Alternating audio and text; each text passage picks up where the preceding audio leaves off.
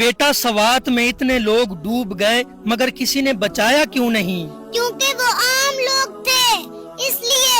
لیکن قرآن مجید میں اللہ نے ارشاد فرمایا وَلَقَدْ كَرَّمْنَا بَنِي آدم، ہم نے بنی آدم کو عزت دی ہے، مگر ہمارے ملک میں انسانیت عزت کی نہیں حیثیت کی بنیاد پر دیکھی جاتی ہے۔ اور قرآن مجید میں ایک اور جگہ پر اللہ نے ارشاد فرمایا وَمَنْ أَحْيَاهَا فَكَأَنَّمَا أَحْيَا النَّاسَ جَمِيعًا، جس نے ایک جان بچائی گویا اس نے پوری انسانیت کو بچا لیا۔ اور تیسری جگہ پر قرآن مجید میں اللہ نے ارشاد فرمایا وَمَنْ قَتَلَ نَفْسًا بِغَيْرِ نَفْسٍ فَكَأَنَّمَا قَتَلَ النَّاسَ جَمِيعًا، جس نے ایک جان کو ناحق مارا گویا اس نے پوری انسانیت کو مارا۔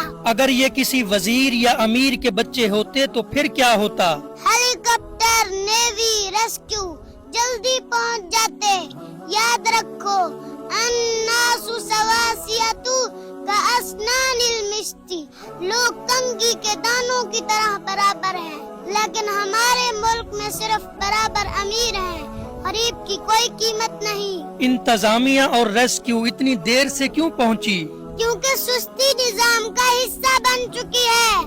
حدیث میں ہے کلکم راع وکلکم مسئول عن رعیتہ، تم میں سے ہر ایک نگہبان ہے اور ہر ایک سے اس کی رعیت کے بارے میں پوچھا جائے گا۔ کیا یہ محض حادثہ تھا یا ہماری غفلت کا نتیجہ؟